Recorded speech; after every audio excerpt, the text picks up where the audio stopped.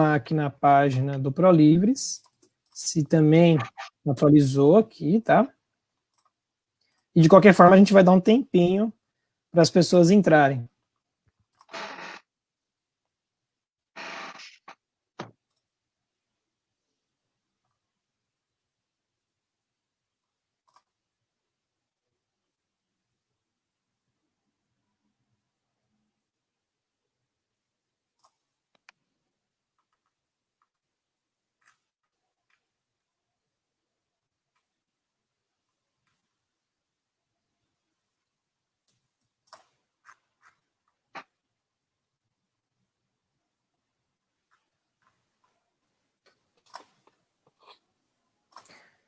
Muito bem, o pessoal já está curtindo, já está entrando.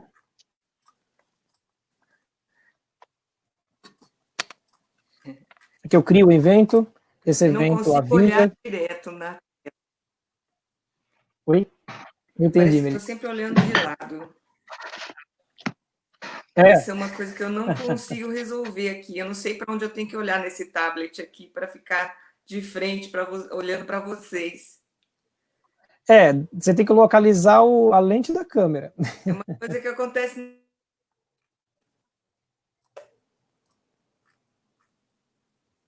Bom, legal.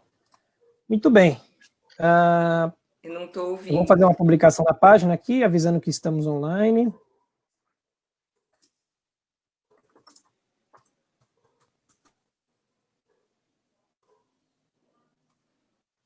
Parece que eu estou olhando para vocês. Diogo, parece que eu estou olhando para você. Sim. Para mim, acho que tá ótimo. Que eu estou de frente. Porque eu me olho e parece que eu estou olhando para o lado, mas tudo bem, então. Então tá bom.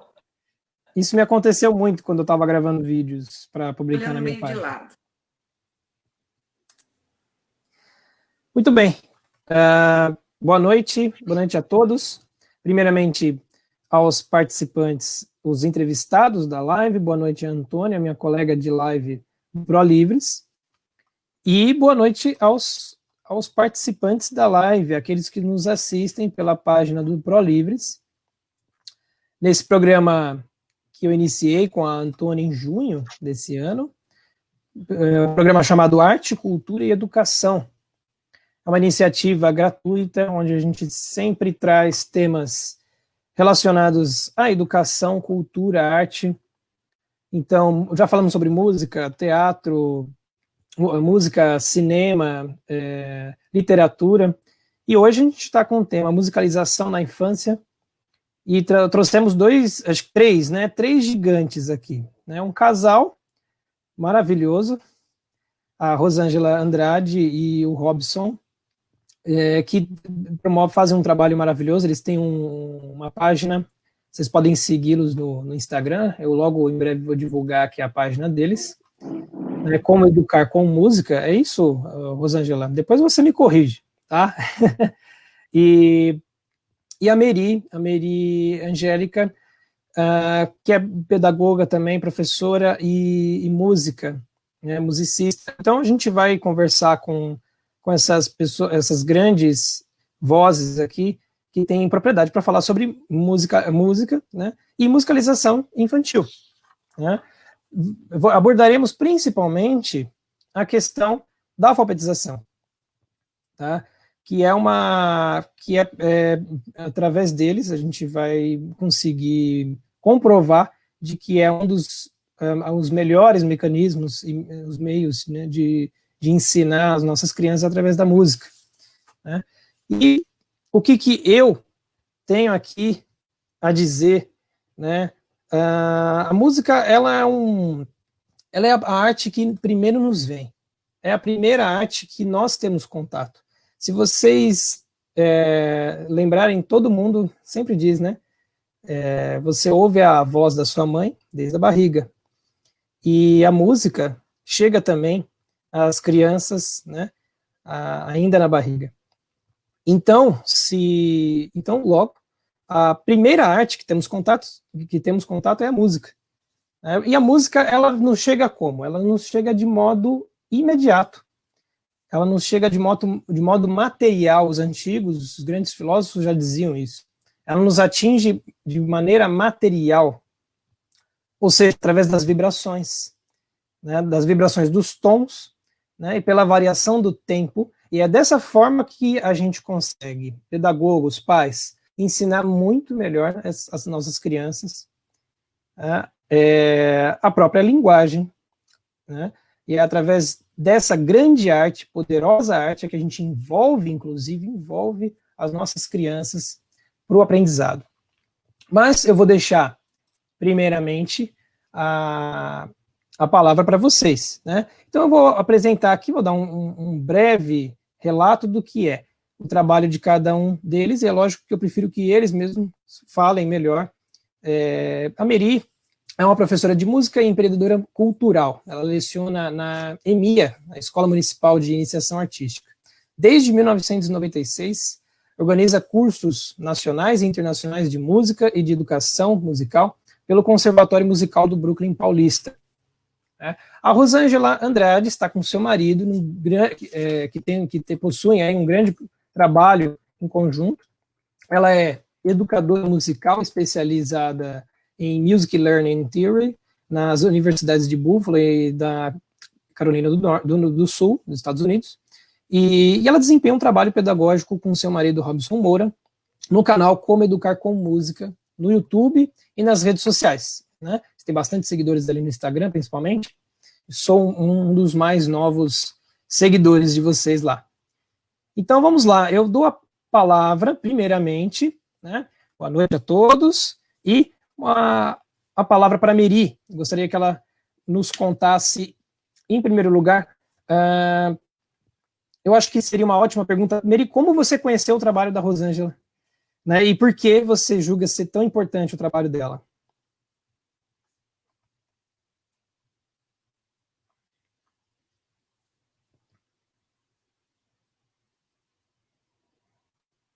Só peço para o microfone, Meri, não esqueça de tirar do mudo.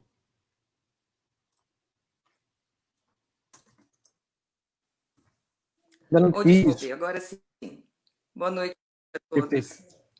Boa noite. Mas eu consegui ouvir o que você disse, mas eu estou com bastante dificuldade de escutar. Estava até tentando conseguir pelo evento aqui no Facebook. É no Facebook que é veiculado ou vai para o YouTube? Isso, na página do ProLivres, do Facebook. Deixa eu só testar um pouquinho. Tá. Na verdade, eu não ouvi também bem a Antônia. Eu vou passar para você. Eu ouvi melhor. Eu te passei o link do Facebook, aqui na nossa descrição, nossos comentários, tá? Eu tô vendo aqui, eu tô tentando entrar tava querendo experimentar entrar aqui no meu celular para ver se eu escutaria melhor aqui no celular, como um público, como se eu fosse o público. Eu te passei, até melhor, vai ter um delay, mas eu te passei pelo WhatsApp.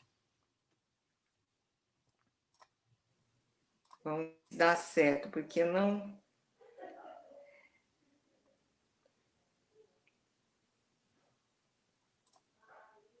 Mas aqui, quando eu entro no Facebook, eu não vejo nenhuma... Você tem que rolar um pouquinho para baixo, não é a primeira publicação, já é a segunda. A segunda publicação, da página. Aqui em...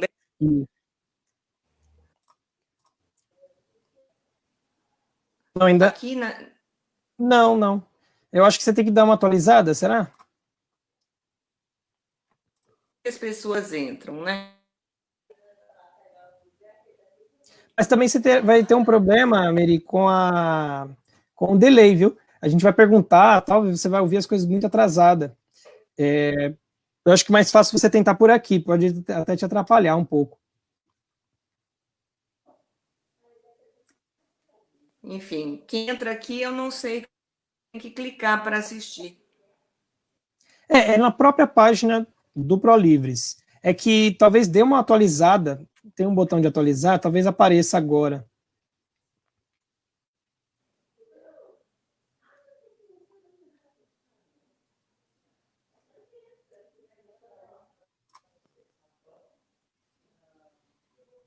O pessoal falou que teve dificuldade de achar também. Tem essa chamada, tem essa Não, não, chamadinha aqui acontecendo não, agora. não é nela, é na própria página do ProLives. Fica na página de mural mesmo. Eu acho estranho não ter aparecido para você aí. Essa é a página, certo? Esse é o grupo, a Isso. página no Facebook. Aí onde que está o vídeo acontecendo, a transmissão que não aparece aqui? Não sei. As pessoas estão entrando. Já tem acho que 118, 120 pessoas. Ah, olha lá. A Rô achou ali. Eu tô achando estranho não ter aparecendo para você, Meri.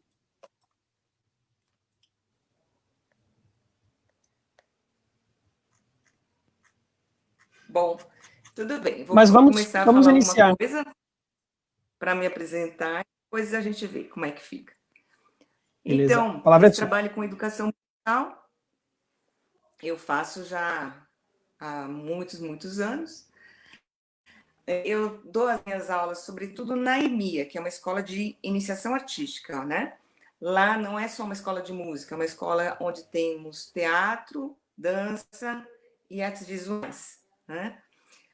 Na parte de música, como a escola começou em 80, como se fosse uma prévia à escola municipal de música, onde as crianças entravam com 12 anos, e a fundadora da escola era uma diretora da Escola Municipal de Música, então a primeira ideia que ela teve foi de que esta fosse uma escola prévia à municipal, quer dizer, para as crianças menores de 12 anos, para uma iniciação musical. Mas logo desde o começo, vários profissionais tinham já uma abordagem, por exemplo, ORF, integrava outras linguagens. E esses mesmos professores que eram de música, mas também tinham outras habilidades, outras linguagens, trabalhavam com visuais também. Era o caso também da minha mãe, que foi dessa turma fundadora, né? Como ela era professora de educação artística, também tinha bastante prática com a parte visual.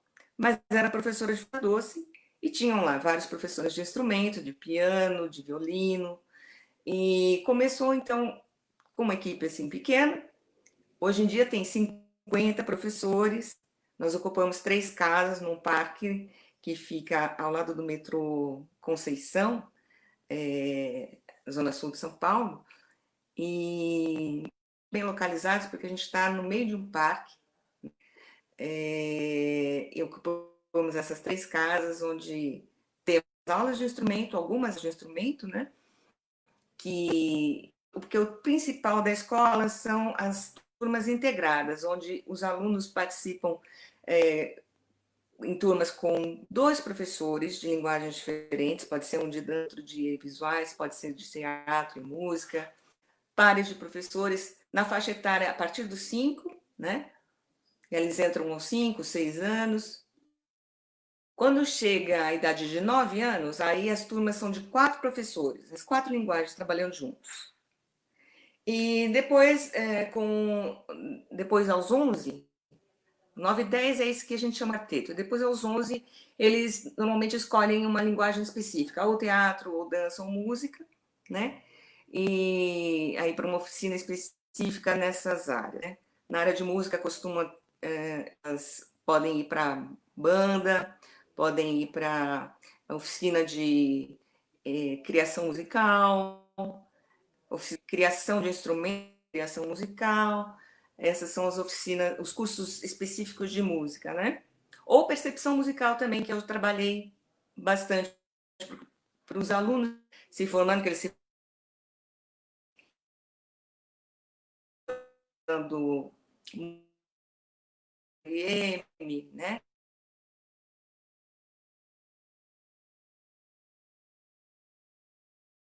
Musical. Minha imagem parece que voltou. E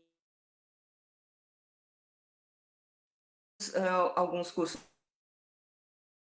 nos fazem, alguns opcionais a gente tem tem orquestra, e o instrumento é um opcional, né?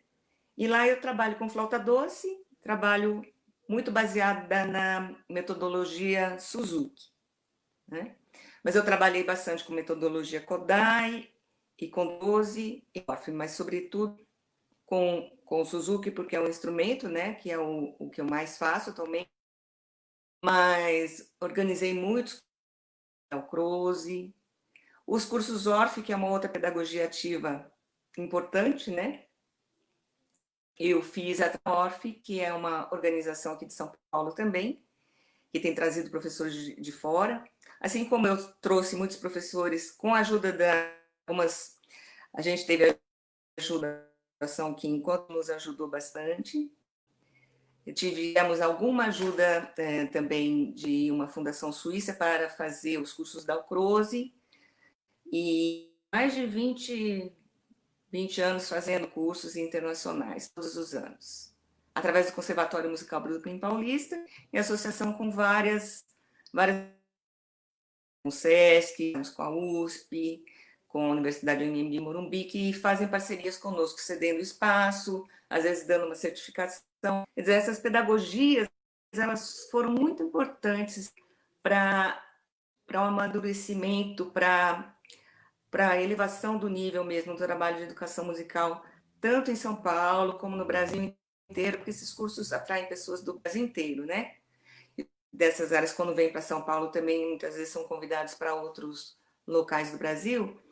E todo esse aporte dessas pedagogias, que são internacionais, são muito conhecidas, tem polos de formação em vários lugares, isso tornou o nosso trabalho muito melhor, porque muitas vezes o profissional de música, ele para o ensino sem passar por uma formação, né? Ou achando que aquela formação que ele teve só no instrumento musical. Às vezes a pessoa se decepciona, e depois que essas formações começaram a ser mais intensas, que elas existem há muito tempo, o primeiro curso com um professor vindo da Europa, de Orff, acho que foi nos anos 60, né? Mas foram cursos mais localizados e esporádicos, né? Mas a partir sobretudo por causa da Sociedade Kodai do Brasil, da qual, né? A partir de 93, começou a realizar cursos internacionais com duração de 2 semanas até, eram bem longos os cursos, e todos os anos, uma mudada no panorama, bem grande, né? E a Abraoff também, com o Instituto Salzburgo, ou do Instituto da Espanha, ou da Califórnia. Depois, com Dalcroze, vindo o professor Iramar, que é brasileiro, mas é titular lá do Instituto Dalcroze de Genebra. Então, foram contribuições assim, muito boas, maravilhosas mesmo, que mudaram o panorama. Mas também temos as nossas pedagogias, não digo as pedagogias mais antigas, Villa-Lobos ou Gazé de Sá, elas não estão muito assim em uso, mas nós temos educadores bastante com linguagem brasileira, da música e da dança brasileira tradicionais, ou com uma pedagogia também mais contemporânea. Temos correntes latino-americanas também que influenciaram bastante, né, essa educação mais contemporânea, né? Mas essas de primeira geração, elas nos dão uma base muito segura. Então, fazendo uma introdução, é isso que o panorama que eu faço da educação musical. Maravilha. Uma coisa que me deixa bastante curioso, Meri, é essas metodologias vocês conseguem aplicar, por exemplo, a Kodali. Esses dias eu vi um vídeo da metodologia, achei fantástico. Vocês conseguem aplicar na EMEA, ou você já conseguiu aplicar aqui no Brasil essa metodologia para as crianças? E qual é o o resultado que você tem, que você percebe para a alfabetização Aham. dessas crianças. Tá, eu ouvi, mas eu entendi. A gente consegue aplicar, mas a gente precisa adaptar às necessidades do nosso público, né? A metodologia mais sistemática dessas é a Kodai. Por quê? Porque na Hungria, a partir dos anos 50, ela se tornou um programa de Estado, né? Eles ainda estavam sob o comunismo. O Kodai não era comunista, mas ele tinha uma situação, como ele era um compositor famoso, e ele tinha uma situação que ele conseguia dialogar com as autoridades e colocar suas ideias, né? Diferente do parceiro dele, Arthur, que foi um compositor importantíssimo, né? Mas que tinha uma personalidade que não se dobrou, não se adaptou àquela situação opressiva, ele imigrou para os Estados Unidos. Mas o Kodai tinha um senso de responsabilidade nacional, então ele quis mudar o panorama com a ajuda de pedagogos, porque ele era mais da área da composição, mas com a ajuda de pedagogos, ele formalizou uma metodologia mesmo, que podia ser aplicado da pré-escola até o segundo grau, né? E as crianças que faziam as escolas, todas as escolas tinham aulas, 3 aulas por semana de música, né? E algumas escolas especiais, especializadas em música, tinham aula todos os dias. E algumas até tinham aulas dentro num outro horário especial. Mas essas que tinham aulas todos os dias, iam no final do segundo grau com uma formação, um nível mais alto do que das nossas faculdades aqui, né? E, enfim, ele teve essa possibilidade de fazer isso, uma vantagem ao lado, né? Foi o que foi possível, ele encontrou como uma oportunidade de fazer naquela contingência política da Hungria, né? E o governo se alguma coisa para mostrar também como uma realização do regime, né? Mas eles, no começo, eles sofreram bastantes restrições e imposições. Por exemplo, a história da música começava depois do século XVI, XVII, com a ópera, por aí, porque toda a música anterior era religiosa, era música da igreja, né? Então, esse período eles não abordavam. E também tinham que... tem alguém comentando da Michelle Mantovani, alguém fez o curso. Eu vi um comentário rapidinho que passou por aqui. Quem está estudando. Foi o Matheus. Ok, Matheus. Que bom que você está aí. A Michelle é brasileira que começou a fazer a formação da Alcrose aqui nos nossos cursos.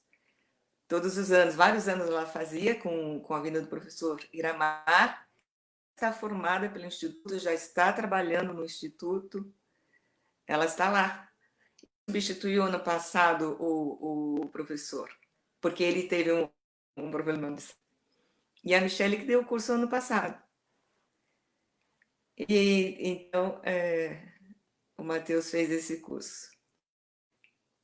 Então, temos que também, esses são frutos importantes, né? Brasileiros que vão continuar essa especialização, que é uma especialização muito, muito boa, né? De altíssimo nível, né? De uma formação em piano, em improvisação, em posição, em movimento corporal. No Dalcroze, o importante é muita desenvoltura corporal, capacidade de improvisação, de expressão, e a parte corporal, que ele é o primeiro desses grandes métodos, né? Nem sempre eles gostam do que a gente se refira a métodos, mas vamos dizer, escola de pedagogia. A do Dalcroze foi já do Entre Guerras, né? Antes da Segunda. Os demais ficaram mais conhecidos depois da Segunda Guerra, mas o Dalcroze foi o pioneiro e ele quebrou, ele foi muito revolucionário, né? Ele percebeu que faltava vida naquele estudo, naquele trabalho musical que era feito, que era muito mental, muito sem, sem a parte mais corporal, sensorial, faltava vida, faltava movimento, faltava expressão, faltava introjeção dos conceitos, era muito baseado na análise, na leitura, e ele achava que aquilo era muito engessado, né? Era o academicismo do século XIX, ele quebrou, ajudou a quebrar. Quer dizer, então, através da educação musical geral e não do ensino de instrumentos, é que o ensino de música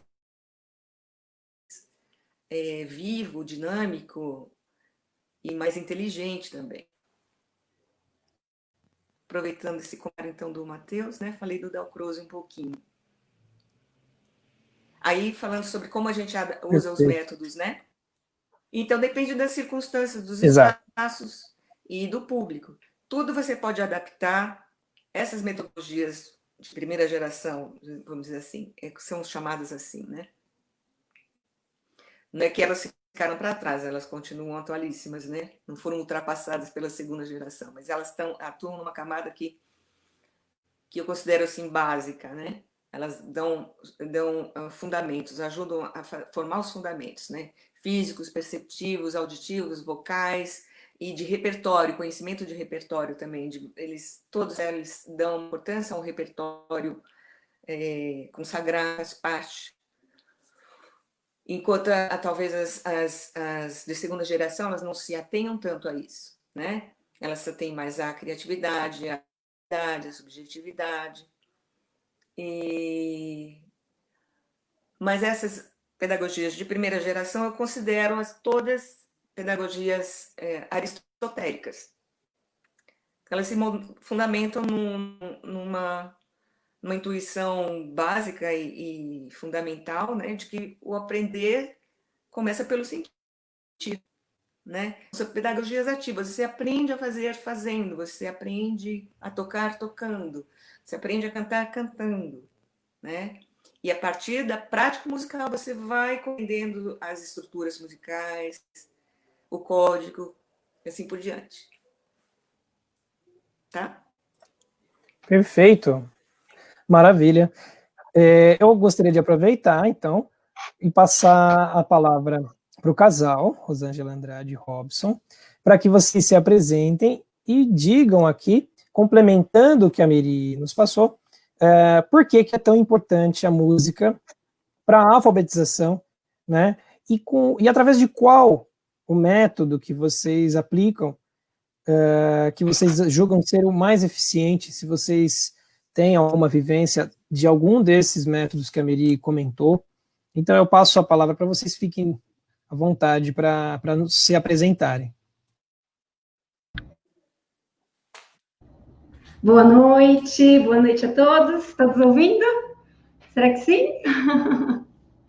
Muito feliz de estar aqui podendo falar um pouquinho para vocês sobre música, sobre educação musical e hoje, mais especificamente, né, a nossa fala aqui será para falar sobre música e alfabetização, né?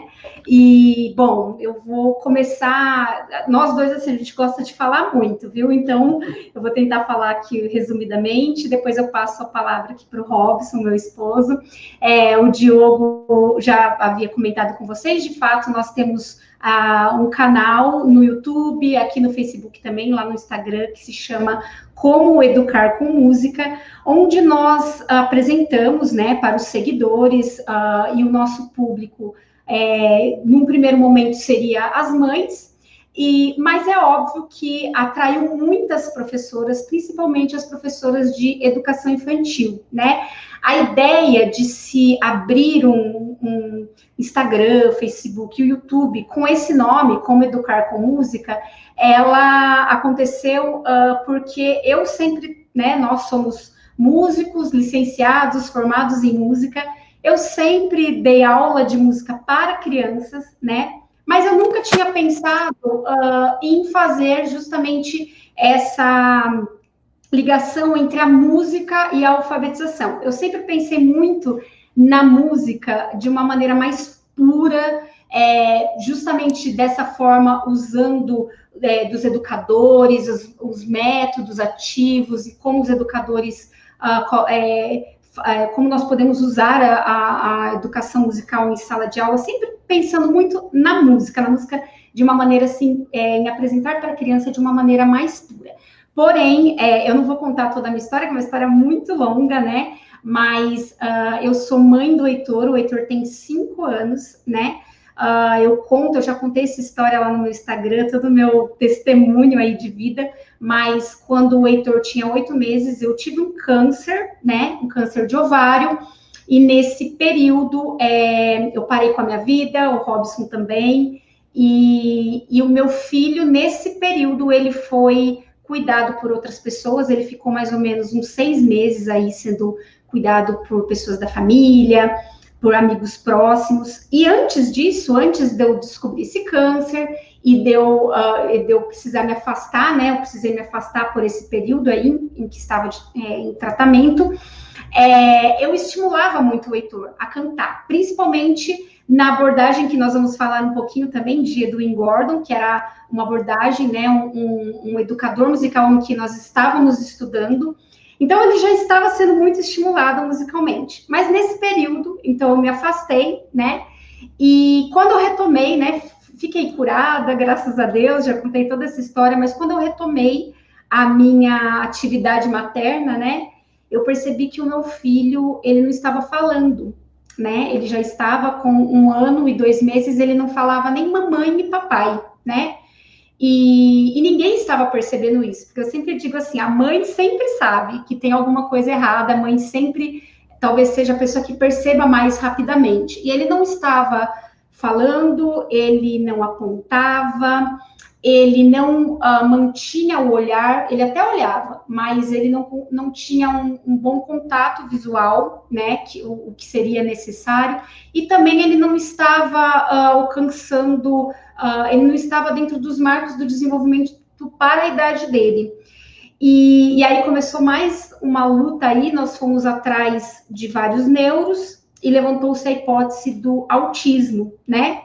E eu estava muito fragilizada, eu acho que toda a nossa família, né, eu, o Robson, nós estávamos muito fragilizados, assim, com tudo que já tinha acontecido anteriormente conosco, e eu, principalmente, como mãe, né, e como professora também, foi um baque, né, pensar que, de repente, ele pudesse estar no espectro, e eu, até então, eu não sabia o que fazer, a gente corria atrás de neuro, atrás de fono, mas eu meio que estava, assim, anestesiada, né, com aquela possibilidade.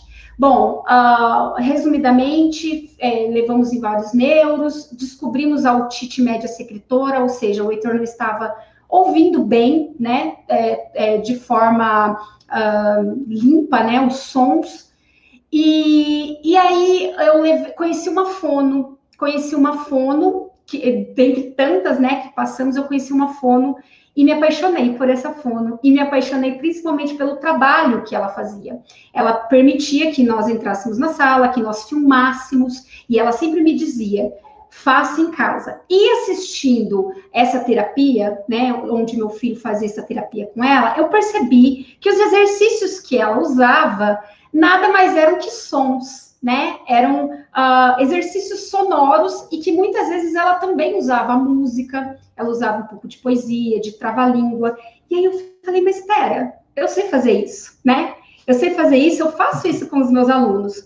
Então, eu resolvi, então, junto com ela, fazer um trabalho em casa, né? Eu falei, eu vou fazer meu filho falar. E eu vou usar a ferramenta que eu sei, que eu tenho em mãos, que é a música. Então, eu comecei a usar aquilo que eu já sabia, né, que eu já tinha aprendido ali no curso nos Estados Unidos, né, juntamente com outros alunos de Edwin Gordon, e comecei a aplicar os exercícios articulatórios com a música, né? E usando especificamente uma técnica que é o todo, parte todo, que basicamente é você trabalhar o que você quer ensinar explicitamente para a criança dentro de um todo, que seria a música, né? E, resumidamente, né, falando para vocês, em pouco tempo o meu filho começou a falar, em pouco tempo ele começou a desenvolver e cada vez mais ele se afastava daquele diagnóstico, né, do espectro autista. Esse ano, com 5 anos, ele passou por um novo neuropediatra, que, inclusive, um famoso neuro aqui em São Paulo, que descartou a possibilidade do autismo e não só descartou a possibilidade, como falou para nós: o que vocês fizeram? E aí nós respondemos: nós usamos a música, né? Nós usamos a música em casa, juntamente com alguns exercícios articulatórios. E aí, a partir disso, nós resolvemos, né? Eu resolvi abrir aí o meu Instagram, o meu canal no YouTube, para mostrar principalmente para as mães, e obviamente que as professoras, elas vêm junto no pacote, né? Porque a informação é para todos, que é possível nós mudarmos, inclusive um diagnóstico, quando nós usamos os exercícios adequados e associamos a música, né? Porque nós sabemos que, como o próprio Edwin Gordon diz, toda aprendizagem, e a música não é exceção, começa pelo ouvido, né? Então, bem como o Diogo falou, quando a criança está no ventre da mãe com 5 meses, quando esse bebê já tem por volta de 20 semanas, ele já escuta muito bem. Então, como é que nós vamos... É possível já você exercitar um bebê, fazer exercícios com o bebê ainda no ventre? É a mãe cantando, a mãe conversando, ou escutando música, né? Então, há todo um treinamento, porque antes da criança falar, antes dessa criança ler e escrever, ela precisa exercitar o ouvido. E a música, ela é a maneira mais eficaz, é a maneira que mais vai potencializar para a alfabetização depois, posteriormente, dessa criança. Eu vou passar agora a palavra aqui para o meu esposo, que pode falar um pouquinho sobre o que é a abordagem de Edwin Gordon. Boa noite a todos. Então, meu nome é Robson. Deixa eu me apresentar também mais assim, formalmente, né? Eu sou professor de música também há muito tempo. Eu sou professor de música, na verdade, no Instituto Federal de São Paulo, tá? Eu sou professor federal. Antes de ter o problema com o Heitor, nosso filho, eu não me dedicava também a essa relação da música com outras áreas. Eu sou, assim, musicólogo de formação, fiz mestrado, doutorado em musicologia, então sempre me dediquei a entender a música pela música dentro dos seus aspectos intrínsecos, né? Principalmente da questão da análise musical, as estruturas musicais. Bem, o que aconteceu é que em 2019... nós já estávamos com o problema do Heitor, né? Sim. Eu fui convidado a participar da Secretaria de Alfabetização do Ministério da Educação em Brasília. E para fazer, inclusive, tentar fazer uma relação, criar dentro de um programa de alfabetização, uma parte de música e alfabetização. Bem, então, durante 2019, foram mais ou menos 6 meses?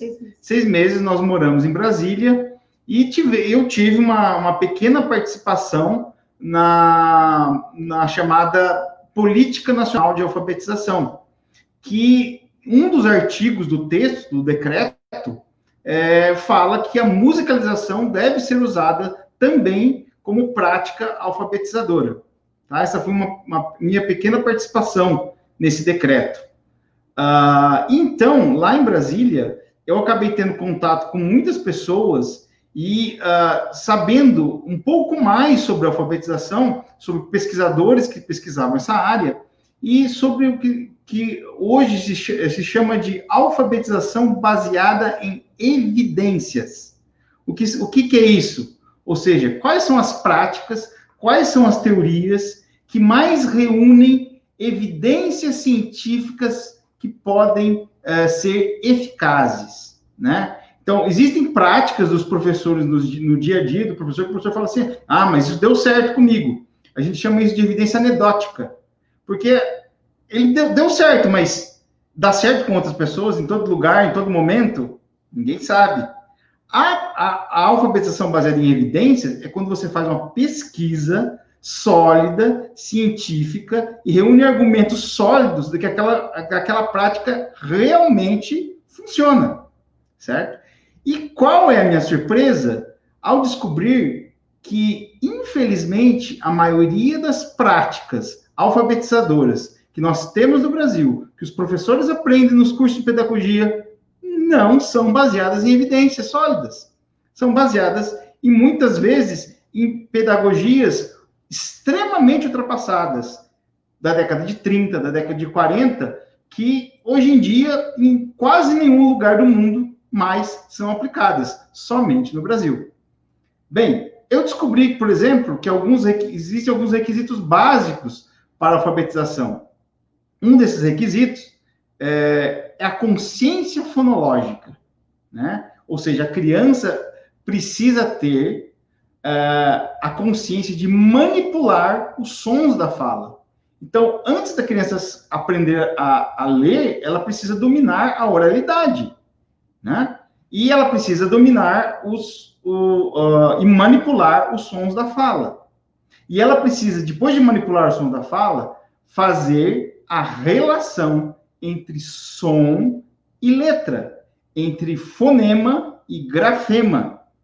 Sem essa relação bem feita, não é possível uma alfabetização bem feita.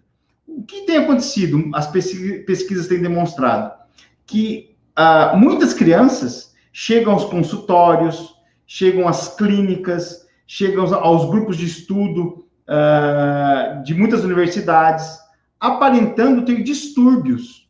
Olha, meu filho, as escolas encaminham para os fonoaudiólogos, as escolas encaminham para os psicólogos, falam, meu filho não aprende, ele tem distúrbio. E quando esses profissionais vão examinar essas crianças, eles percebem que essas crianças não têm distúrbios. Elas simplesmente são mal alfabetizadas.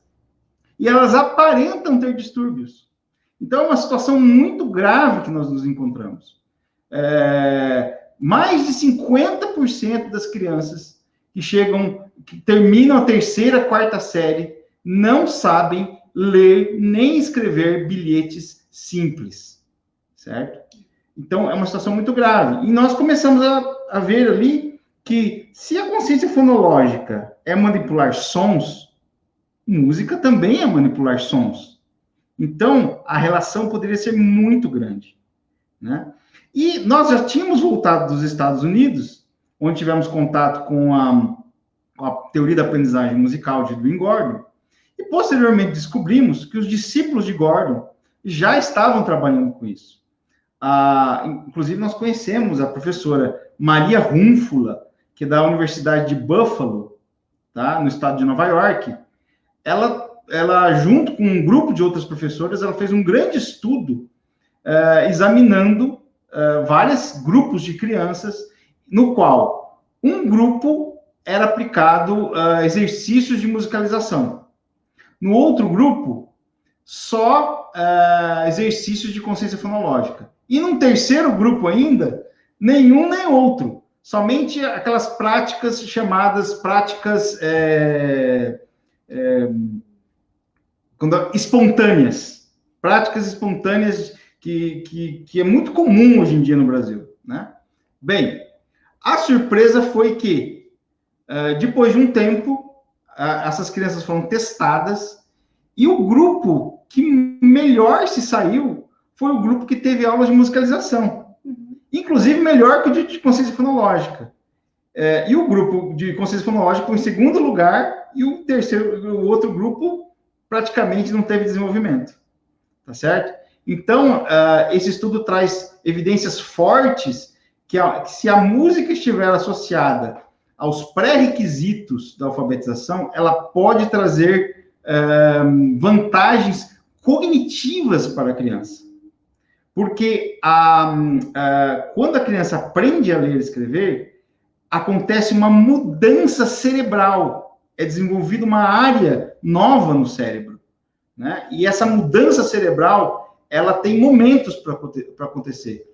Não precisa ser muito cedo, mas também não pode ser muito tarde. E quero só fazer mais um comentário que eu vi aqui, eu estou lendo os comentários, Diogo, se você me permite. Muitas pessoas falam, mas realmente a música, ela deixa tudo mais leve, mais gostoso em sala de aula. De fato, eu sempre digo, a música, ela por si só, ela já é ludicidade, né? Ela traz um momento mais leve, mais gostoso para a sala de aula, mas eu não tenho nada contra, né? Mas não é usar a música em sala de aula apenas para, de repente, meu lanchinho, para o momento de comer, ou vamos ensinar uma música para a criança aprender a lavar a mão. Não, não é isso.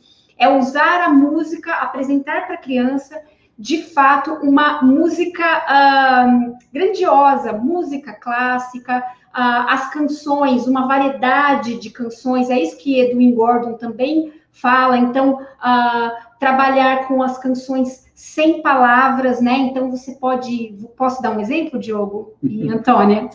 Claro, por favor. Por exemplo, você faz, tirei o pau no gato, mas o gato não morreu, reu. A criança, ela se prende, às vezes, muito mais na palavra, né? Do que na estrutura musical, né? Na melodia, no ritmo. Então, cante, tirei o pau no gato. Inclusive, para o desenvolvimento da oralidade, é legal fazer com a criança. Tirei o pau no gato. Deixa a criança fazer.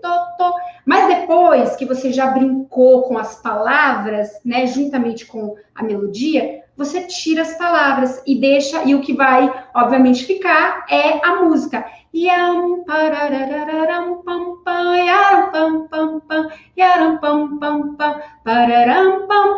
Então, nós podemos usar muito o nosso folclore, né? Porque eu sei que tem muitas professoras que falam assim, mas o que eu ouço? O que eu canto? Folclore, né? O nosso folclore é extremamente rico, tem uma variedade musical muito grande, nós somos, assim, muito privilegiados, né, Robson? Inclusive, lá nos Estados Unidos, nós levamos as canções folclóricas para a sala de aula e todo mundo, os professores, ficaram encantados com a nossa música. Então, é saber aproveitar aquilo que nós já temos de bom, né? Que é, de fato, o nosso folclore, a nossa música aí. Perfeito. Eu iria até perguntar a respeito, e você já respondeu, da qualidade, né? Que música apresentar, então, né? Mas você já até nos deu aqui a dica. Eu vou deixar a Antônia fazer uma pergunta. Antônia, seja bem-vinda, por favor. Desculpa aí ter passado aos nossos convidados e não ter passado a você, mas a sua vez chega para você também participar, por favor. Eu vou deixar aberto para você fazer uma pergunta, seja para a Meri ou para a Rô. Em primeiro lugar, é claro que como é que eu vou dizer, a prioridade são nossos convidados, então, mais do que justo eles falarem em primeiro lugar. Eu estou encantada realmente com as práticas e as experiências dos nossos convidados, da professora Meri e dos professores Rosângela e Robson. Assim, está me passando pela cabeça muita coisa, muita coisa. Mas eu vou falar basicamente do que eu estou enfrentando na minha própria casa, né? Eu tenho um filho que hoje, dia 22 de outubro, está de aniversário, fazendo 2 aninhos, o Rubens, só que, infelizmente, até agora, ele não fala nem papai nem mamãe, né? Então, a gente estava levando na fonoaudióloga, fazendo o trabalho, o que ela pedia, a gente fazia aqui em casa, mas ele não desenvolveu, né? Então, eu mesma fiz questão de que essa live acontecesse exatamente por conta desse problema que nós estamos muito preocupados por isso, né? Pelo desenvolvimento da consciência fonológica ou da musicalização do nosso filho, né? Eu fiz o curso do professor Carlos Nadalim, Como Educar Seus Filhos, também comprei muitos livros, fiz um baúzinho de livros para o Rubens, com muita literatura, fui lendo os poemas para ele, fazendo com as parlendas, com as canções, enfim, cantigas da Cecília Meirelles, que ela resgata nas crônicas de educação dela, que são fantásticas. Depois também adaptei, né, para ele ouvir as cantigas, né, brasileiras musicadas pelo nosso Heitor Villa-Lobos, né, tem muita música clássica que traz o folclore brasileiro também, né, que hoje, infelizmente, está tão ausente nas escolas, né, e não só a literatura, mas também a música nacional, né, está muito ausente nas escolas, e mesmo assim ele não desenvolveu. Então, a minha última tentativa, realmente, eu vou colocar em prática os ensinamentos da Rosângela e do Robson, né?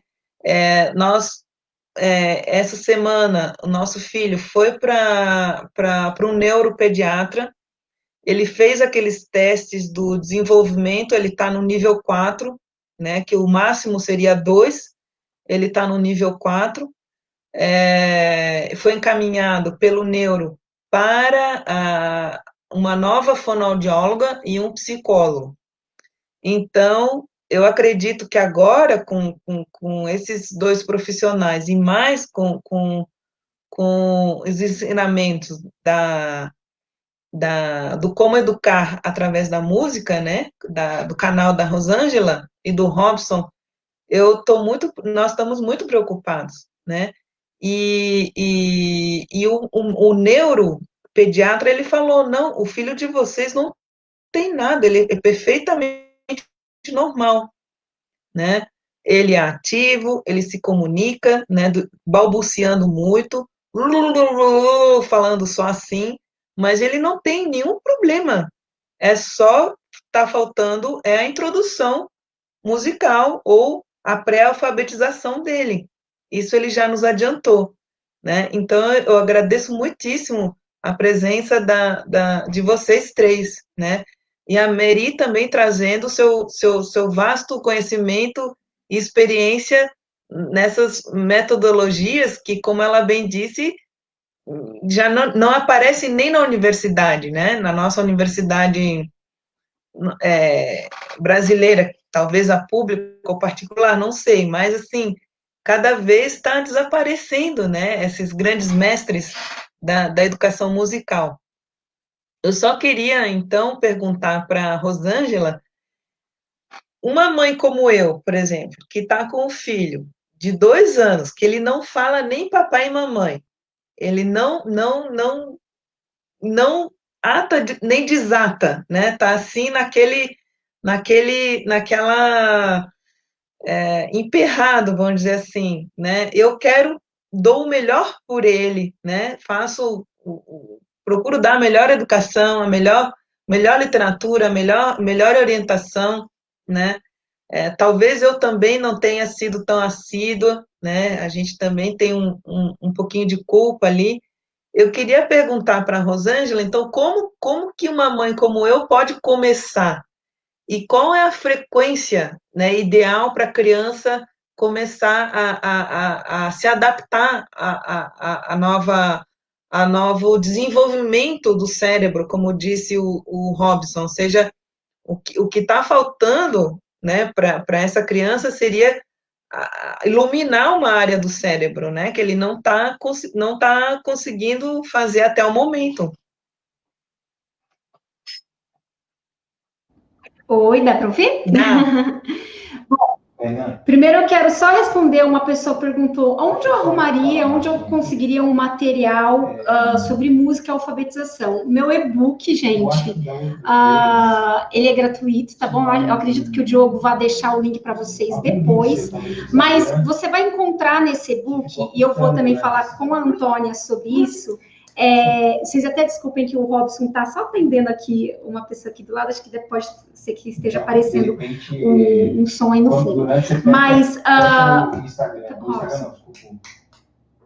Bom, basicamente, nós sempre falamos de 4 ações, viu, Antônia? E eu vou falar aqui para todas as mamães, inclusive também para todas as professoras que estão aí, né? Que é a leitura em voz alta, que no caso a Antônia já faz leitura em voz alta. Desde quando? Desde quando nasce. Desde quando nasce. O bebê nasceu. Eu, com o meu filho, por exemplo, com o meu filho, às vezes eu tinha que estudar, eu lia artigos acadêmicos para ele com uma voz, assim, com uma entonação mais gentil, mas eu fazia essa leitura em voz alta com ele. Então, ler com os bebês, tá? Segundo, cantar. Cante, porque quando nós cantamos com a criança, quando nós cantamos com o bebê, por exemplo, você apresenta para esse bebê uma variedade de sons. E se a aprendizagem, ela começa pela escuta, ela começa pelo ouvido, então esse ouvido, ele precisa ser muito treinado. A criança, ela vai, em torno de 4, 5 anos, é que ela vai começar a ler, para depois, com 6 anos, a escrever. Então, antes disso, a aprendizagem é pelo ouvido. E a canção, quando nós cantamos, e quando eu falo em canção, eu falo em cantar sem instrumento, porque muitas pessoas ficam assim, mas eu não sei tocar instrumento. Ou melhor, eu sou muito desafinada, eu sou uma pessoa desafinada, eu devo cantar assim mesmo? Sim, você deve cantar, tá? Principalmente a mãe, porque quando você canta, né, eu sempre comento nos meus vídeos sobre uma neurocientista musical, Anita Collins, que ela fala sobre o efeito acalanto, né? E a pesquisa dela foi justamente sobre o acalentar as crianças, as famosas canções de ninar. Então, a pesquisa foi num hospital, onde essas crianças fariam cirurgias de coração, né? E eles fizeram esses testes fazendo os acalantos para essas crianças. E um outro grupo de crianças não recebeu essas canções. Ao final do teste, eles perceberam que as crianças que receberam os acalantos, as canções de ninar, elas estavam muito mais tranquilas para a hora da cirurgia e elas voltaram da cirurgia com menos dor, né? Então, é muito... só daí a gente já prova, né? Já é provado cientificamente como a canção, ela tem esse poder na vida da criança. Então, a mãe, no caso também a professora, deve sempre cantar com a sua voz. Não se preocupe com o instrumento. Posso usar um CD? Você pode, mas o efeito acalanto, de fato, esse efeito que nós queremos, ele só vai acontecer a partir do momento que você canta, porque tem toda a questão também emocional, né? E essa questão emocional é que também ativa ali as sinapses da criança, né? Então, ler, cantar, conversar muito com a criança. A gente sempre fala, converse com a criança, faça narrações. Viu, Antônia? Você tá lá na cozinha fazendo a comida dele, você vai falar para ele assim, a mamãe está fazendo, olha, uma batata. É uma batata que eu vou fazer para você. Mesmo que ele não fale, né? Você conversa, vai trocar a fralda? Canta uma canção. Conversa com ele. A mamãe vai trocar a sua fraldinha. Que fralda fedida. Então, parecem coisas bobas, mas a gente sabe que tudo isso, né?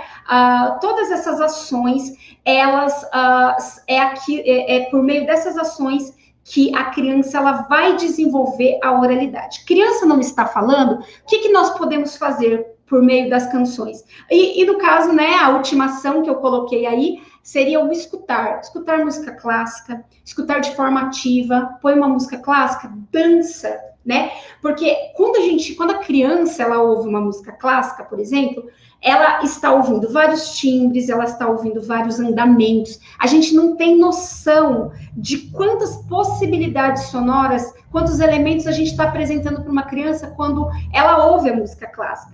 Talvez para nós adultos que já temos um ouvido muito viciado, a gente não perceba tantos elementos quanto uma criança pequena. Então, desde bebê, escute música clássica para que esse ouvido seja extremamente educado, né?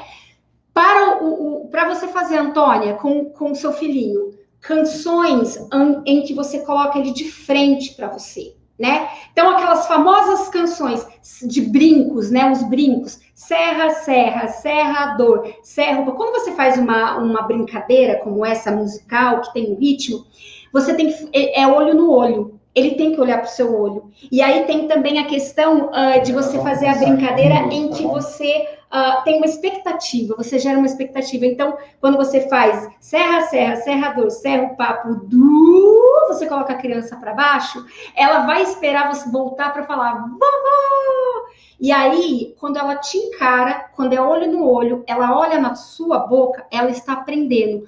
Porque a criança, ela aprende a falar pelo modelo. Nós somos o modelo. Então, quando vamos falar com a criança, precisamos articular bem as palavras, né? Precisamos fazer com que essa criança olhe para a nossa boca, olhe para o nosso rosto. A criança, ela vai aprender a falar pelo som e pelo modelo que é da nossa articulação, da nossa dicção. Tá bom? Espero que tenha conseguido aí tirar as dúvidas. Muito obrigada, Rô. Foi excelente. Eu vou botar em prática com certeza. Maravilhoso. Eu tenho uma pergunta aqui do Carlos Felice. Eu acho que é muito pertinente, então eu vou fazê-la aqui, né?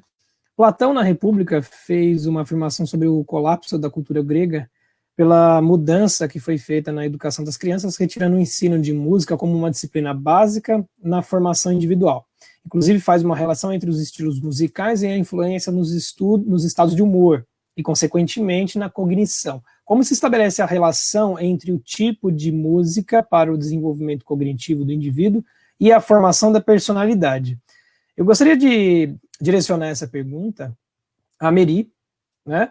E já aproveitando, esse contexto é muito interessante e sempre me chama a atenção, filosofia, e não à toa, os filósofos gregos, eles são os grandes construtores da nossa civilização ocidental.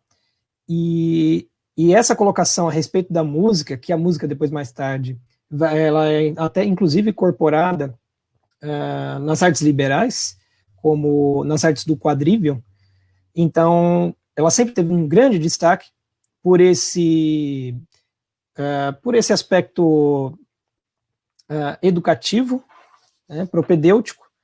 Então, eu acredito que aqui a gente tem um grande salto que a gente poderia dar. Eu gostaria que a Miri nos dissesse, em primeiro lugar, tentasse responder a pergunta do Carlos e também aproveitando, por exemplo, quando a gente quer apresentar uma música clássica para as crianças, elas não estão acostumadas.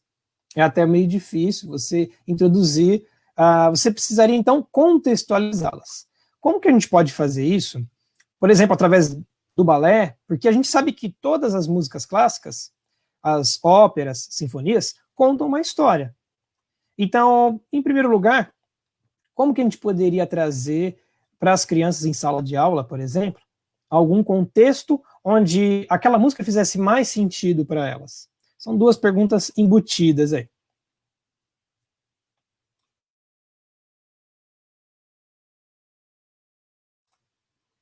Só não esqueça do mudo, Meri. Tá, eu continuo ouvindo assim, meio picadinho, mas eu entendi.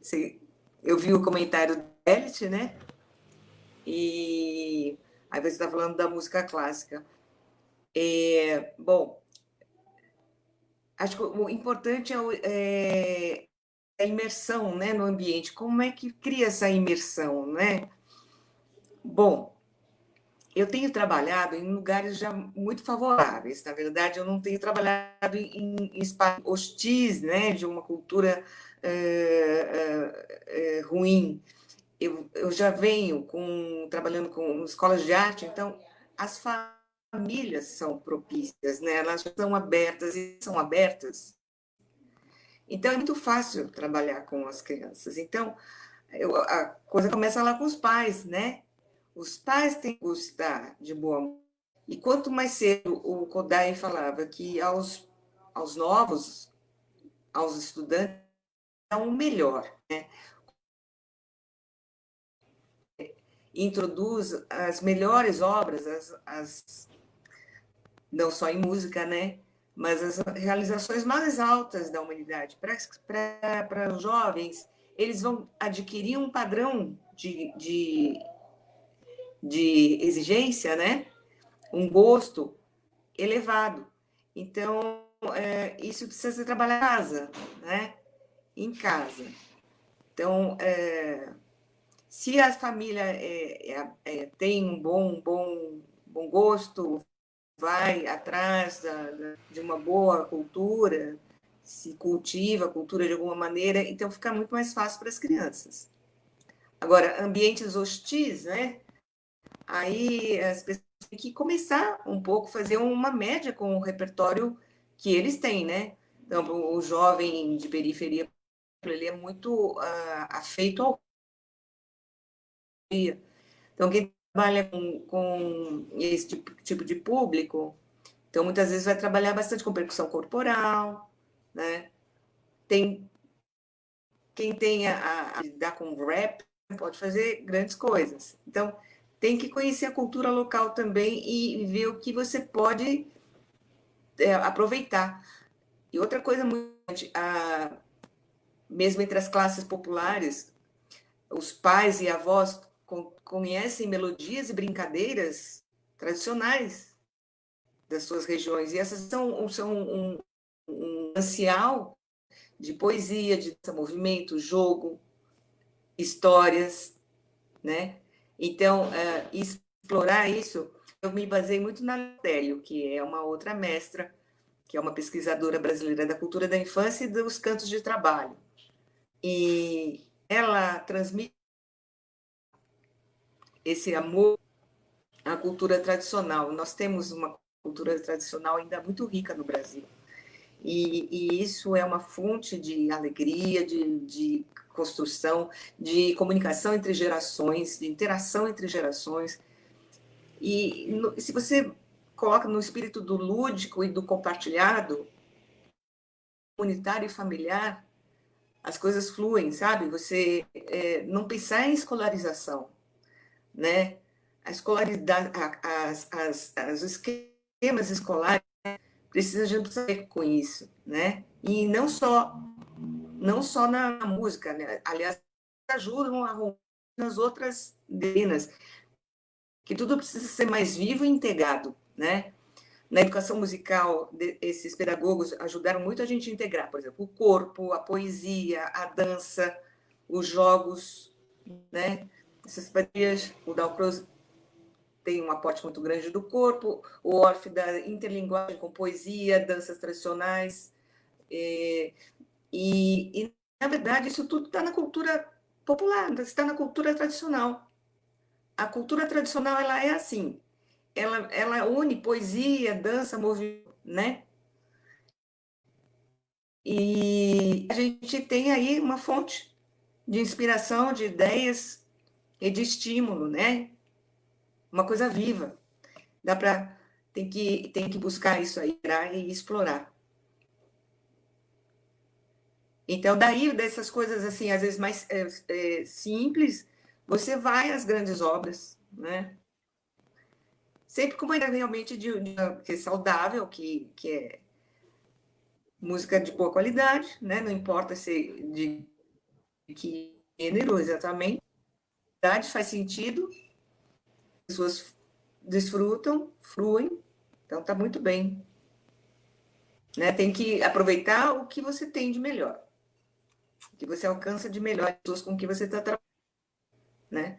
Dali vai surgindo naturalmente o interesse por coisas novas, mais outras coisas, vai puxando, uma coisa puxa a outra.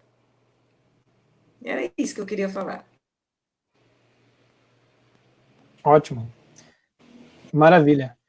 E tem uma pergunta aqui da Ellen, não sei se já falaram, mas tem idade para introduzir a música como algo mais formal? Talvez aqui, educativa mesmo, talvez aqui ela esteja querendo fazer menção a partitura, já as notas, ou então talvez a instrumentalização, talvez ela esteja se referindo a esse aqui, tentando complementar o que ela nos perguntou. Aí eu gostaria de passar a bola aqui para a Rosângela. Desculpa.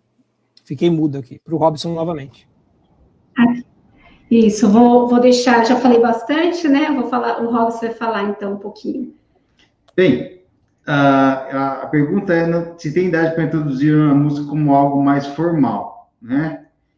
É importante nós entendermos que a idade musical, você pode ser adulto e estar numa idade musical infantil, inapropriada.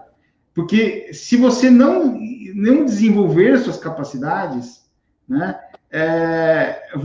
a idade ela não é exatamente uma idade cronológica, ela é uma idade do desenvolvimento cerebral, tá certo? Então, o que chama isso? Na linguagem, nós temos o balbucio, certo? A criança, para ela desenvolver a fala e posteriormente ser bem alfabetizada, ela tem que sair do balbucio. Ela não pode balbuciar o resto da vida. Então, ela começa a balbuciar, depois ela... Na música, a mesma coisa, existe o balbucio musical. Eu conheço muitos adultos que eles estão ainda no balbucio musical, tá certo? Então, o que é importante? É importante treinar o ouvido, tá? É importante treinar a escuta. A educação musical, e todos os mestres da educação musical, Kodály, Dalcroze, Orff, e depois o próprio Gordon, que fez uma síntese desses educadores musicais, eles concordam. A educação começa pelo ouvido, tá certo? Então, primeiro, você não aprende primeiro a ler a partitura. Você primeiro aprende o som e depois a representação gráfica desse som. Então, meu conselho é em qualquer idade. Primeiro, desenvolva as faculdades, as habilidades relacionadas à prática musical e o treino do ouvido, para que depois, isso já bem assentado, se passe para a aprendizagem da notação musical, do solfejo. Sim, e no caso, eu imagino que a pessoa teve curiosidade em saber, tem pessoas que com 3 anos nos procuram, acho que a Meri também vai poder falar bem sobre isso. Com 3 anos, pessoas falam, eu tô querendo colocar meu filho no piano. Mas aí você pergunta, mas por que você quer colocar no piano? Você quer que ele leia a partitura, é isso? Então, a sequência, ela deve ser a mesma, né? Ou escutar, né? Depois falar musicalmente, para depois ler e escrever. Então, uma criança de 3 anos, ela vai fazer piano. Por exemplo, quero colocar no piano. A gente tem que pensar que talvez a mão dessa criança, ela ainda não está num tamanho ideal, a musculatura não está pronta para ela tocar o piano, mas você pode musicalizar essa criança por meio do piano, fazer essa criança cantar, ela pode fazer uma exploração do piano, e não se preocupar, porque infelizmente, acho que a Meri até pode falar sobre isso, né, infelizmente eu, por exemplo, quando fiz conservatório, acho que o Robson também, eu tinha lá, sei lá, meus 8 anos, no meu primeiro dia de aula, né, com aqueles métodos tradicionais de piano, a professora já me pôs sentada com uma pauta escrevendo as notas. Quer dizer, começou pelo processo inverso. Primeiro ela queria que eu escrevesse para depois eu ler, para depois eu tocar, né? Então, é necessário obedecer a mesma sequência. Escutar, falar musicalmente, ou seja, a criança ser capaz de cantar, a criança ser capaz de, se eu fizer... a criança responder pam, né? Ela está falando musicalmente, para depois ela ler uma partitura, para depois então ela escrever, né? Então a sequência, né? Segundo o próprio Gordon, com a música é da mesma forma. Primeiro escuta, depois fala, depois lê, depois escreve, né? Então, mais para responder assim, talvez para a pessoa aí que, né? De repente ela quer colocar um filho, não sei. 5 anos, né? Talvez a partir dos 5 anos. Desde que tenha o desenvolvimento, faça as práticas adequadas. Faça essas práticas anteriores. Exatamente. Aí, né? Se vocês me permitirem, tudo isso, a própria Antônia e a Rosângela deram depoimentos pessoais, e isso é uma coisa que acontece também comigo em casa. Eu tenho um filho de 4 anos, mais velho, agora tenho um de 1 mês e alguns dias. Mas o mais velho, eu sempre me preocupei com o repertório. O repertório que a criança tem, é o que você dá em casa. Não adianta a gente querer terceirizar tanto a qualidade da música que ela vai ouvir para as escolas, onde a gente espere que as escolas introduzam ensino de qualidade e de cultura, de alta cultura. Infelizmente, se isso não acontece lá, a gente precisa desenvolver, precisa virar um hábito. Mas para virar um hábito também a gente precisa gostar. Né? Você precisa entender e começar a ter a coragem de iniciar essa aventura musical. Ou seja, por que não você simplesmente, como é que eu poderia dizer, se arriscar a ouvir um Mozart, um Strauss, um Leibniz, um Chopin, né? Para você ter ideia, né? Agora eu vou falar aqui, agora talvez algumas pessoas fiquem chateadas com a gente, né? Mas quando a gente pensa em música infantil, imediatamente as pessoas lembram da Galinha Pintadinha, Mundo Bita, o que mais? Bob Zoom, né? Eu sei porque os pais sempre me perguntam isso. E não necessariamente, né? A gente precisa ter pensar nessa relação que, porque é infantil, né? Então, todas essas músicas, elas são extremamente pobres, elas não têm variedade, elas são gravadas com instrumentos sintéticos, né? Então, o que a gente deve apresentar para a criança, e podem ter certeza disso, a criança, ela vai, quanto mais você apresenta uma variedade e música boa para essa criança, eu já vou falar sobre música boa, ela vai gostar. Por exemplo, para vocês terem ideia, o meu filho ama música cubana. Ele gosta de música cubana, porque nós gostamos, ouvimos no carro, então ele entra no carro, agora ele está numa fase que ele gosta de música coral, com a capela, com divisões de vozes. E aí eu falo, você quer ouvir a sua música, que no caso a gente fez uma seleção de algumas canções para ele, ou a música da mamãe e do papai, da mamãe e do papai. Então, ele é uma criança, né? Muitas vezes ele não entende a letra, né? Então, você pode ouvir, por exemplo, Tom Jobim com a criança, ele não vai entender ou compreender o que o texto daquela música está dizendo, mas ele está ali fazendo uma apreciação da melodia, das vozes, dos ritmos. Então, no caso, quando a gente pensa em música infantil, a gente não precisa fazer essa relação, essa ligação, que tem que ser essas músicas, me desculpem, quase abobalhadas, né? A gente pode e deve apresentar para a criança desde pequeno uma variedade, inclusive das músicas que nós ouvimos. E se nós não temos esse hábito de escutar, porque geralmente a criança ela vai escutar, ela vai gostar aquilo que o pai e a mãe também escuta, né? Então, obviamente, se você escuta muito música sertaneja, a criança vai tender a gostar da música sertaneja. Se você tem o hábito de ouvir música clássica, você vai colocando para essa criança também o gosto pela música clássica. É óbvio aqui, uma vez eu já fui colocado também, numa live sobre música, eu comentei que o rock progressivo, ou outros tipos de música, seja lá o folclore, como a Meri mencionou, ou tantos outros estilos, assim como, aliás, de acordo aqui com vários comentários que o pessoal está fazendo aqui na nossa live, existe um repertório gigante, um leque um leque gigante de músicas e estilos musicais ricos, que na verdade eles vão colaborar, não apenas a música clássica e de séculos passados necessariamente, né? Agora, é lógico porque a música que a gente tem hoje, ela é muito mais sintética que as músicas mais antigas. Então, a gente pode só pensar que, assim, me permitindo aqui entrar na área de vocês, mas a música clássica ela sempre vai ser um pouco mais complexa, ela não vai ser apenas, né, acordes mesmos e refrão, né? Ela vai ser sempre um pouco mais complexa, mas se você notar, você vai ter percussão, você vai ter todos os outros elementos também. Acho que a Miri caiu aqui, deixa eu só voltar com ela aqui. Tá.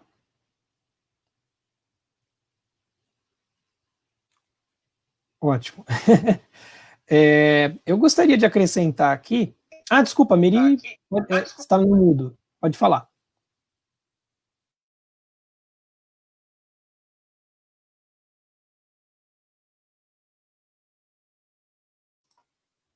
Você está mutada, Miri, não te ouço. Isso. Ah. Cai. Ele não quer deixar eu falar, ele...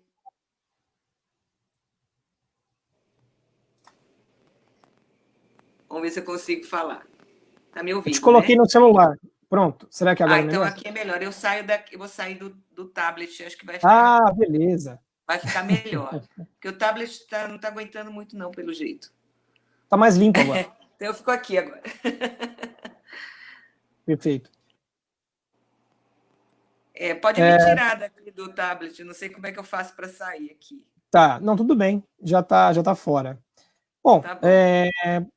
esse mês de outubro, o mês das crianças, né, no dia 12, depois do dia 15, dia dos professores, eu escrevi um artigo, eu até convido a todos que me sigam nas redes sociais, tá aqui na legenda, eu escrevi um artigo a respeito de educação infantil principalmente, que vai ser publicado no domingo à noite.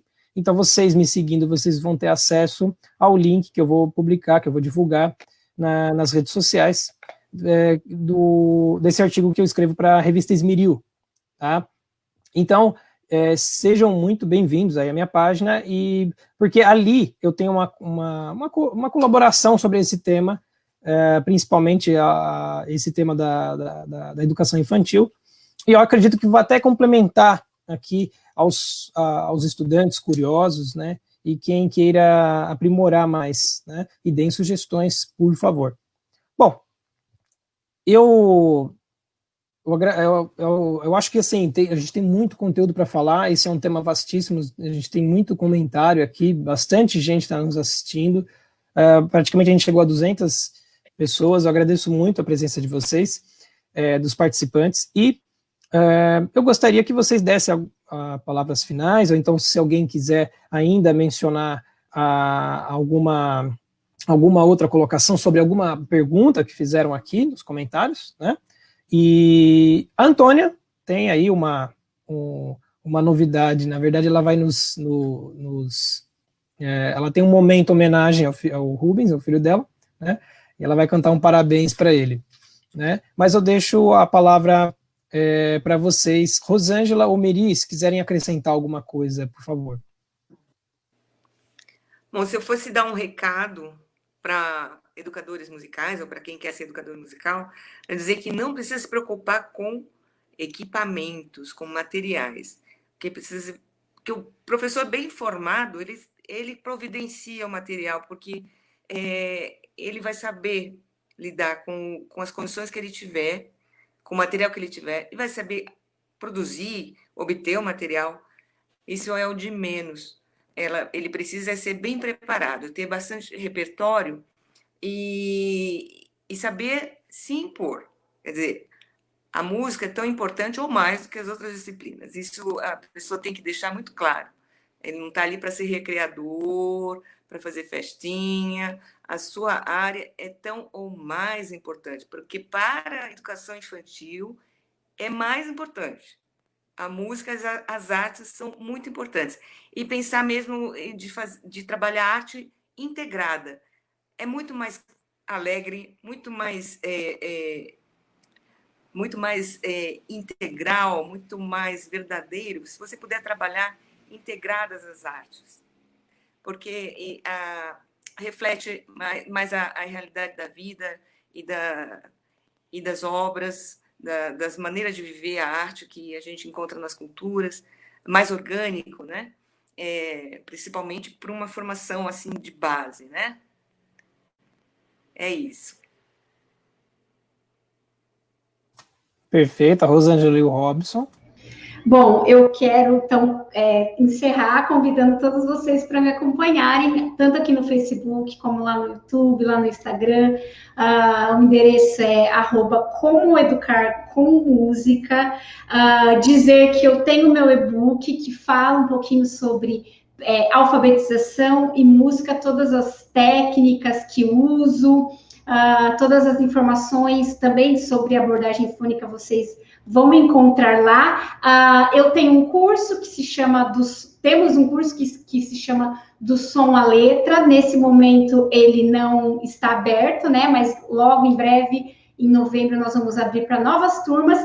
E daqui uns dias nós vamos anunciar também a alfabetização, a semana de alfabetização pela música, em que nós vamos trazer a abordagem de Edwin Gordon e exercícios de consciência fonológica, né, associado a isso.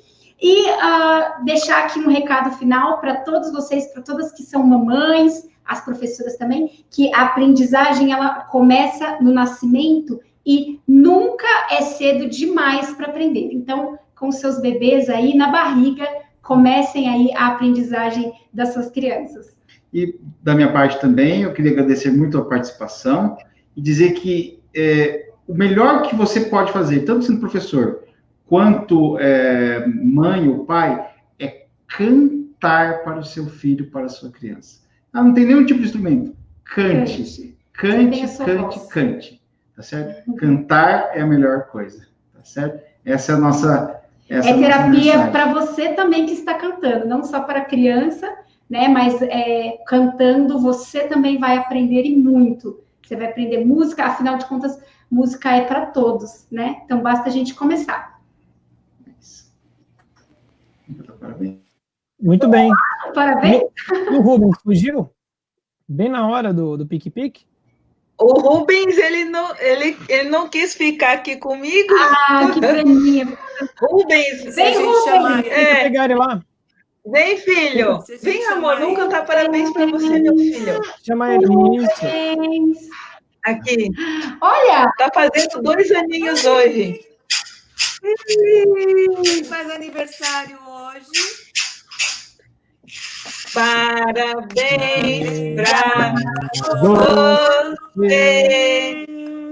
né? Nessa data querida, muitas felicidades, muitos anos de vida.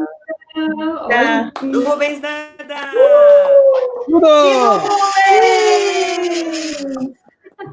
Viva! Obrigada! Parabéns! Um beijo! Estraguei com a minha Muito voz. obrigada! Aí. 2 aninhos! 2 aninhos, Rubens! Que lindo! É muito bom. Pessoal, eu agradeço muito a participação de vocês e dos nossos, a nossa audiência aqui, nos comentários. Eu agradeço demais. O link para o certificado é esse daqui, é uma lista virtual, vocês vão preencher, dando sugestões, dando relato de vocês e até opinião sobre próximos temas para nossas lives. Então, fiquem à vontade para colocar críticas, sugestões no nosso formulário. Demora um pouquinho, uns 15 dias, mais ou menos, para eu conseguir enviar a todos, tá ok? Muito obrigado e uma boa noite a todos.